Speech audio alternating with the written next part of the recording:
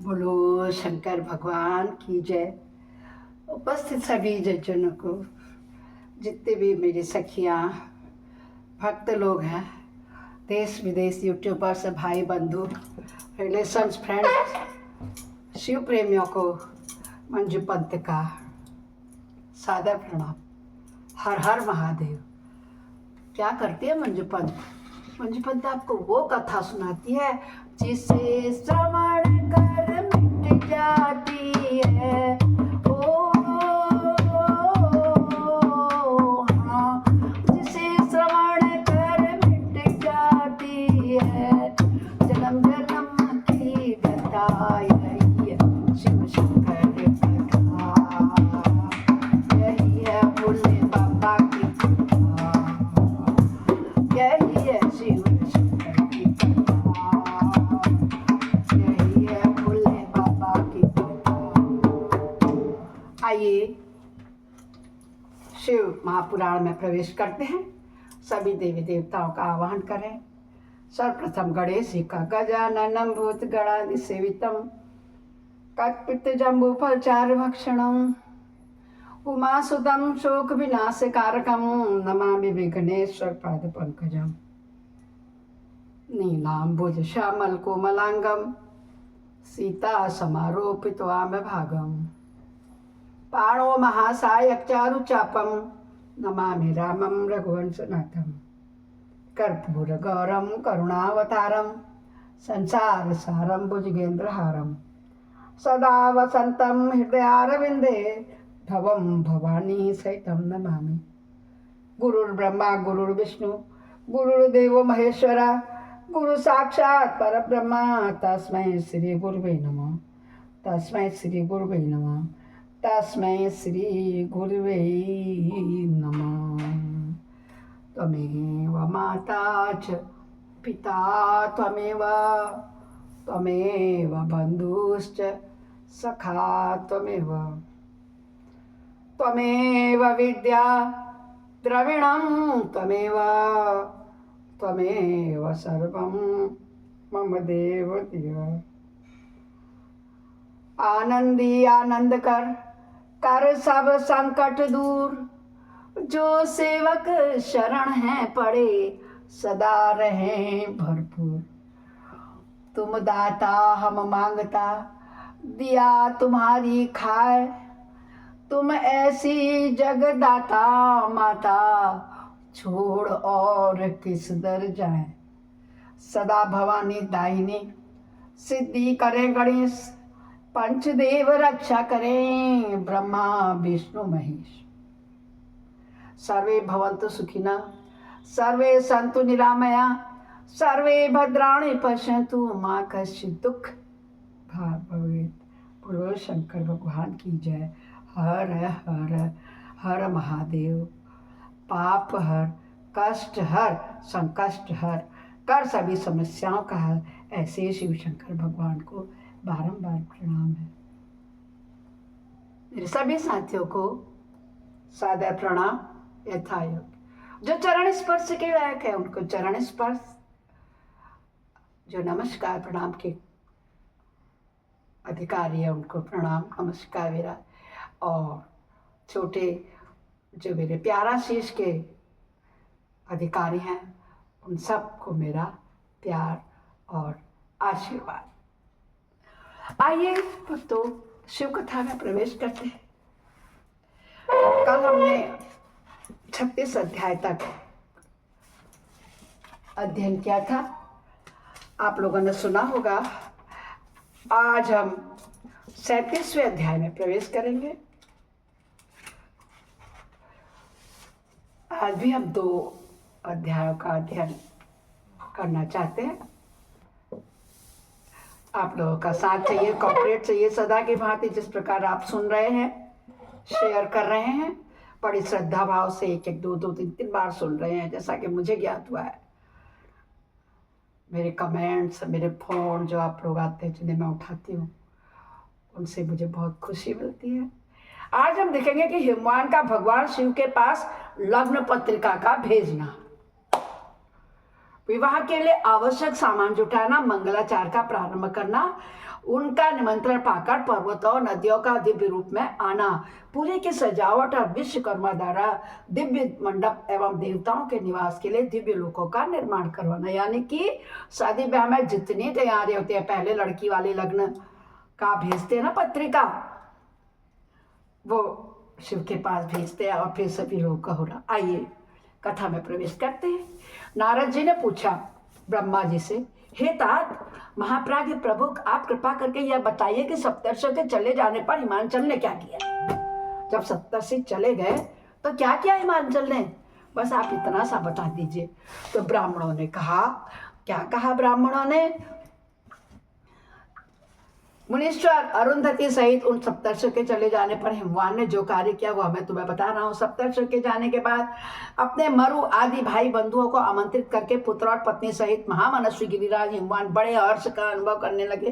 तदंतर ऋषियों की आज्ञा के अनुसार हिमवान ने अपने पुरोहित गर्ग जी से, हिमवान के सबके अपने अपने पुरोहित अलग होते हैं ना, तो गर्ग जी को बुलाया और उनसे बड़ी प्रसन्नता के साथ लग्न पत्रिका लिखनाई। उस पत्रिका को उन्होंने भगवान शिव के पास भेजा। पर्वतराज के बहुत से आत्मीयजन प्रसन्न मन से नाना प्रकार की सामग्रियां लेकर के वहां गए। कैलाश पर भगवान शिव के समीप पहुंचकर उन लोगों ने शिव को तिलक लगाया और लग्न पत्र उनके हाथ में दे दिया। वहां भगवान शिव ने उन सब का यथा योग्य विशेष सत्कार किया। फिर वे सब लोग प्रसन्नचित होकर के शैलराज के पास लौट आए।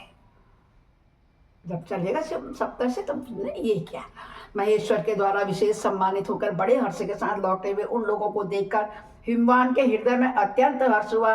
तत्पश्चात आनंदित हो शैलराज ने नाना देशों में रहने वाले अपने बंधुओं को लिखित निमंत्रण भेजा जो उन सबको सुख देने वाला था। इसके बाद वे बड़े बड़े आदर और उत्साह के साथ उत्तम अन्न और नाना प्रकार की विवाहित सामग्रियों का संग्रह करने लगे। वही जैसे सब पूजा हमारे आता हम लोगों ने भी तो इन्हीं धार्मिक ग्रंथों से सीखा है। दोस्तों, हमारे धार्मिक ग्रंथ घर में ऐसे रखने के लिए, सड़ने के लिए, धूल जमने के लिए नहीं है। इनको उठाओ, इनका अध्ययन करो। कितनी सखियां ऐसी है जिनको पूरी रामायण याद है। चलो याद है छोड़ो, कि तुमने पूरी रामायण कितनी बार पढ़ी है? सुंदर कांड तो तब भी कह सकते हैं। इसीलिए मेरा ये प्रयास रहता है। मैंने आपको पहले रामचरितमानस सुनाई, फिर दुर्गा सप्तशती सुनाया, दुर्गा पाठ सुनाया, और उसके बाद अब महाशिव पुराण में हूँ। इसलिए आप लोग इस लोगों ने अगले लोग का भी, परलोक का भी सुधार कर रहे हैं। आप लोग बड़े धनभागी है। बहुत बहुत धन्यवाद। आप लोगों के साथ साथ मैं भी सौभाग्यशाली हूँ कि मुझे आप जैसे भक्त मिले हैं। सुनने वाले आप लोग सुन रहे हैं और मैं सुना रही हूँ। मेरा सुनाना सार्थक हो रहा है। शंकर भगवान आप पर महती कृपा कर रहे हैं। जब करेंगे सबका भला कर देंगे तो मेरा नंबर भी आ जाएगा। बोले शंकर भगवान की जय होवे, जय जय होवे। क्या क्या उन्होंने चावल, गुड़, शक्कर, आटा, दूध, दही, घी, मिठाई, नमकीन पदार्थ, मक्खन, पकवान, महान स्वादिष्ट रस, नाना प्रकार के व्यंजन इतने अधिक एकत्र किए कि सूखे पदार्थों के पहाड़ खड़े हो गए और द्रव पदार्थों की बावड़ियाँ बन गई। शिव के पार्षद और देवताओं के लिए हितकर नाना प्रकार की वस्तुएं, भांति भांति के बहुमूल्य वस्त्र, आग में तपाकर शुद्ध किए हुए सुवर्ण, रज और विभिन्न प्रकार के मणिरत्न, इनका तथा अन्य उपयोगी द्रव्यों का विधि पूर्वक संग्रह करके गिरिराज ने मंगलकारी दिन में मांगलिक कृत्य करना प्रारंभ किया। पर्वतराज के घर की स्त्रियों ने पार्वती का संस्कार करवाया। भांति भांति के आभूषणों से विभूषित हुई राजभवन की उन सुंदरी स्त्रियों ने सानंद मंगल का कार्य संपादन किया। नगर के ब्राह्मणों की स्त्रियों ने स्वयं बड़े हर्ष के साथ लोकाचार का अनुष्ठान किया। उसमें मंगल पूर्वक भांति भांति के उत्सव मनाए गए। हर्ष भरे हृदय से उत्तम मंगलाचार का संपादन किया गया। हिमालय भी सर्वतोभाव से बड़े प्रसन्न हुए और अपने निमंत्रित बंधुजनों के आगमन के प्रति उत्सुकता पूर्वक प्रतीक्षा करने लगे। इसी बीच में उनके निमंत्रित बंधु बांधव आने लग गए। जब निमंत्रण पहुंच जाता है, काल तो आना शुरू कर देते हैं ना लोग। देवताओं के निवासभूत गिरिराज सुमेरु दिव्य रूप धारण करके नाना प्रकार के मणियों और महारत्नों को यत्न पूर्वक साथ ले अपनी स्त्री पुरुषों के साथ उदयांचल, अस्तांचल, मलय, दुर्दल, दिशत, गंधमादन, करवीर, महेंद्र, पारियात्र, कौच, पुरुषोत्तम शैल, नील, त्रिकूट, चित्रकूट, वैकेट, श्रीशैल, गोकामुख, नारद, विंध्य, कालंचर, कैलाश तथा अन्य पर्वत दिव्य रूप धारण करके अपने अपने स्त्री पुरुषों के साथ वहां उपस्थित हो गए, बहुत प्रकार की भेंट सामग्री लेके। बहुत सुंदर वर्णन है। दूसरे द्वीपों में तथा यहाँ भी जो जो पर्वत है वे सब हिमालय के घर पधारे। शिवा और शिव का विवाह है यह जानकर सबने बड़ी प्रसन्नता के साथ वहां पदार्पण किया। सोनभद्र और आदि नद और संपूर्ण नदियां दिव्य नर नारियों के रूप धारण करके नाना प्रकार के अलंकारों से अलंकृत हो शिव पार्वती का विवाह देखने के लिए आए। गोदावरी, यमुना, सरस्वती, वेणी, गंगा, नर्मदा तथा अन्य श्रेष्ठ 7 नदियां भी, सरिताएं भी बड़ी प्रसन्नता के साथ हिमवान के यहाँ आई। उन सब के आने से हिमालय की दिव्य पुरी सब ओर से भर गई। वह सब प्रकार की शोभाओं से संपन्न थी। वहाँ बड़े बड़े उत्सव हो रहे थे। ध्वजा पताकाएं फहरा रही थी। बंधनवारों से उसकी अधिक शोभा होती थी। चारों ओर चंदोवे तने होने से वहां सूर्य का दर्शन नहीं होता था। भांति भांति की नीली पीली आदि प्रभा उस पुरी की शोभा बढ़ाती थी। हिमालय ने भी बड़ी प्रसन्नता के साथ अपने यहाँ पधारे हुए सभी के स्त्री पुरुषों का यथायोग्य आदर सत्कार किया और सबको अलग अलग सुंदर स्थानों में ठहराया। अनेक उपयुक्त सामग्री देकर सबको पूर्ण संतुष्टि किया। मुनि श्रेष्ठ तदंतर शैलराज हिमवान ने प्रसन्न हो महान उत्सव से परिपूर्ण अपने नगर को विचित्र रीति से सजाना प्रारंभ कर दिया। सड़कों को झाड़ बुझाड़ कर उन पर छिड़काव कराया गया। बहुमूल्य साधनों से सुसज्जित एवं सुशोभित किया गया। प्रत्येक घर के दरवाजे पर केले और आदि मांगलिक वृक्ष लगवाए गए। उन्हें मांगलिक द्रव्यों से संयुक्त किया गया। आंगन को केले के खंभे से सजाया गया। रेशम के डोरों से आम की पल्लव बांधकर बंधन मारे बंधाई गई। उन्हें उन खंभों के चारों ओर लगवा दिया गया। मालती के फूलों की मालाएं उस आंगन के सब ओर लटका दी गई। सुंदर तोरणों से वह आंगन का भाग अत्यंत प्रकाशमान जान पड़ता था। कितना सुंदर, ऐसा लग रहा है जैसे हमारे सामने हो रहा, साक्षात हम देख रहे हो उसको ना। आइए आगे देखें। चारों दिशाओं में मंगल सूचक शुभ द्रव्य रखे थे जो उस प्रांगण की शोभा बढ़ा रहे थे। इसी प्रकार अत्यंत प्रसन्नता से भरे हुए गिरिराज हिमवान ने महान प्रभावशाली गर्ग मुनि को आगे करके अपनी पुत्री के लिए प्रस्तुत करने योग्य सारा उत्तम मंगल कार्य किया। उन्होंने विश्वकर्मा को बुलाकर आदर पूर्वक एक मंडप बनवाया जिसका विस्तार बहुत ही अधिक था। वेदी आदि के कारण वह मंडप बहुत मनोहर जान पड़ता था। देवर्षि वह मंडप कई योजन विस्तृत था। अनेक शुभ लक्षणों से युक्त था। नाना प्रकार के आश्चर्यों से परिपूर्ण था। वहां स्थावर जंगम सभी वस्तुएं कृत्रिम बनी थी परंतु असली वस्तुओं के समान प्रतीत होती थी, नकली तो थी मगर लगता था कि जैसे वही आप लोग फूलों से सजाते हैं तो नकली फूल भी लगते हैं कि ताजी हैं एकदम, मगर खुशबू नहीं आती। उनमें उस मंडप की मनोहरता बढ़ गई है। वहाँ सब और ऐसी अद्भुत वस्तुएं थी जो उस मंडप का सर्वस्व जान पड़ती थी। नाना प्रकार की निराली वस्तुओं का चमत्कार वहाँ छा रहा था। वहाँ की स्थावर वस्तुओं से जंगम और जंगम वस्तुओं से स्थावर पराजित हो रहे थे, अर्थात एक दूसरे से बढ़कर शोभाशाली और चमत्कार पूर्ण देते थे, ऐसे दिखाई देते थे। उस मंडप की स्थल भूमि जल से पराजित हो रही थी, अर्थात चतुर से चतुर मनुष्य भी यही नहीं जान पाते थे कि इसमें कहीं जल है या कहाँ स्थल है। कहीं कृत्रिम सिंह बने थे और कहीं सारसों की पंक्तियां, कहीं बनावटी मोर बने थे जो अपनी सुंदरता को मोह लेते थे, कहीं कृत्रिम स्त्रियां थी जो पुरुषों के साथ नृत्य करती हुई दिखी जा रही थी। वे कृत्रिम होने पर भी सब लोगों की ओर देखती और उनके मन को मोह डालती थी। उसी विधि से मनोहर द्वारपाल बने थे जो स्थावर होने पर भी जंगमों के समान चढ़ पड़ते थे। वे अपने हाथों से धनुष उठाकर उन्हें खींचते देखे जा रहे थे, यानी कि सब बनावटी थे और देखने में लग रहे थे कि असली है, जिंदा है। द्वार पर कृत्रिम महालक्ष्मी खड़ी थी जिनकी रचना अद्भुत थी। वह समस्त शुभ लक्षणों से संयुक्त दिखाई देती थी।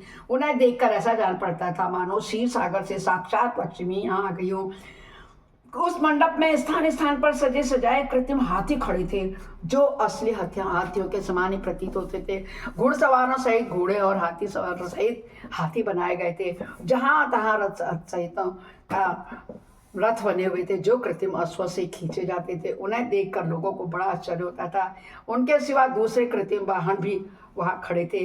पैदल सिपाहियों की कृत्रिम सेना भी वहाँ मौजूद थी। हे मुने, प्रसन्न चित्त वाले विश्वकर्मा ने देवताओं और मुनिया के मन को आश्चर्य में डालने वाले के लिए साथ ही साथ ऐसी अशुभ रचनाएं कर दी, ऐसी अद्भुत रचनाएं कर दी, ऐसी शुभ रचनाएं कर दी कि मंडप के सबसे बड़े फाटक पर स्फटिक मणि के समान उज्जवल कांति से सुशोभित हो रहा था। साक्षात वर्णन किया है लेखन वाले की, जो ऐसे ऐसे रचनाकार हमारे देश में हैं कि कहीं देखने को नहीं मिलते हैं। मंडप के सामने बड़े फाटक पर कृत्रिम नंदी खड़ा था, जो शुद्ध स्फटिक मणि के समान उज्जवल कांति से सुशोभित होता था। भगवान शिव के वहां नंदी की जैसी आकृति थी, ठीक वैसा ही वह भी था। उस कृत्रिम नंदी के ऊपर रत्न विभूषित महादिव्य पुष्पक शोभा पाता था, जो पल्लवों और श्वेत चामड़ों से सजाया गया था। उसके वाम पार्श्व में 2 कृत्रिम हातिम खड़े थे, जिनका रंग विशुद्ध केसर के समान था। वे 4 दांत वाले बनाए गए थे और 60 वर्ष के पाठों के समान दिखते थे, ऐसा प्रतीत होता था। वे परस्पर स्नेह करने से प्रतीत होते थे, उनमें बड़ी चमक थी। इसी प्रकार से सूर्य के समान अत्यंत प्रकाशमान 2 दिव्य अश्व भी विश्वकर्मा ने बनाए थे, जो चंवर से अलंकृत दिव्य आभूषणों से विभूषित थे। श्रेष्ठ रत्नमय आभूषणों से संपन्न कवचधारी लोकपाल तथा संपूर्ण देवता भी वहाँ विश्वकर्मा द्वारा रचे गए थे, जो ठीक उन्हीं लोकपालों और देवताओं से मिलते जुलते थे। इसी तरह भृगु आदि समस्त तपोवन ऋषि, अन्य उपदेवता और सिद्ध भी उनके द्वारा वहाँ उपस्थित थे। गरुड़ आदि समस्त पार्षदों से युक्त भगवान विष्णु का कृत्रिम विग्रह भी विश्वकर्मा बनाया गया था, जिसका स्वरूप साक्षात श्री हरि के समान ही आश्चर्यचकित था। नारद उसी प्रकार पुत्रों, वेदों और सिद्धों से घिरे हुए मुझ ब्रह्मा की भी प्रतिमा वहाँ बनाई गई थी। बता रहे ब्रह्मा जी कि जो मेरे समान ही वैदिक सूत्रों का पाठ कर रही थी। ऐरावत हाथी पर चढ़े हुए देवराज इंद्र भी वहाँ दल बल के साथ खड़े थे। वे भी कृत्रिम में बनाए गए थे और परिपूर्ण चंद्रमा के समान प्रकाशित हो रहे थे।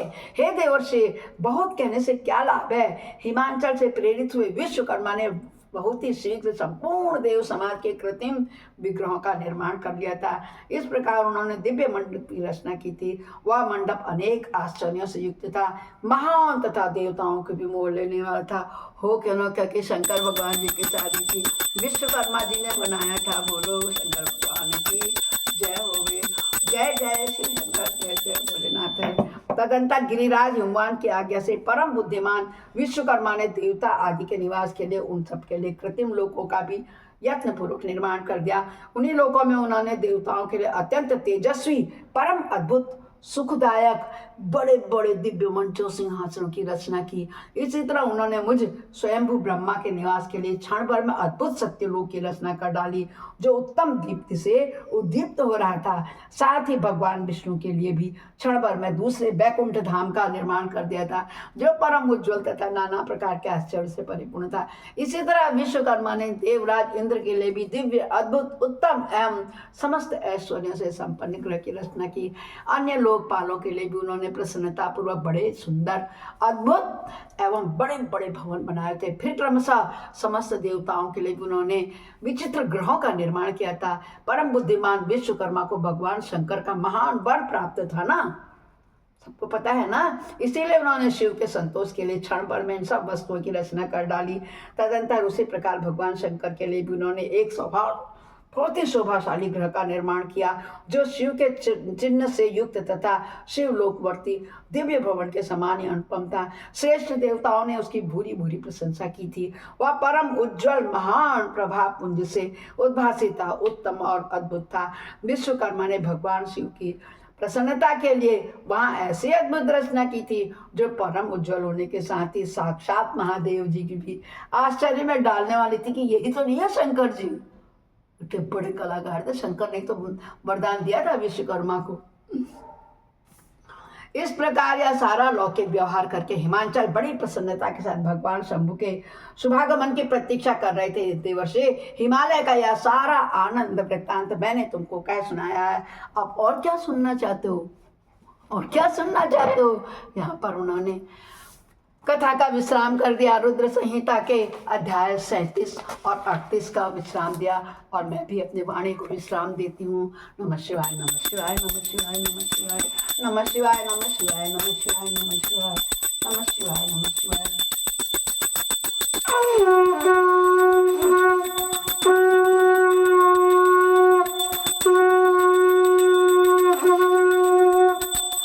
जिसे श्रवण कर मिट जाती है जन्म जन्म की व्यथा, वही है शिव शंकर कथा। बोलो भोले बाबा की कथा। अपराध सहस्राणि क्रियन्ते अनिशमय, दास्वामिति माम त्वां क्षमयस्य परमेश्वरी। आवाहनं न जानामि विसर्जनम्, पूजां च न जानामि क्षम्यतां परमेश्वर। मंत्रहीनं क्रियाहीनं भक्तिहीनं सुरेश्वर, यद् पूजितं मया देवे परमं तदस्तु। हे शंकर भगवान, आप मुझे जिस हालत में रखेंगे मैं उस हालत में खुश हूँ। जहाँ रख दोगे, जहाँ नाथ रख दोगे वहीं मैं रहूँगा, जहाँ ले चलोगे वहीं मैं चलूँगा। बोले जहाँ ले चलोगे वहीं मैं चलूँगा। बोलो शंकर भगवान की जय हो। इस प्रकार दोस्तों, अब हम कल फिर दूसरे अध्याय के साथ मिलते हैं। बोलो शंकर भगवान की जय हो।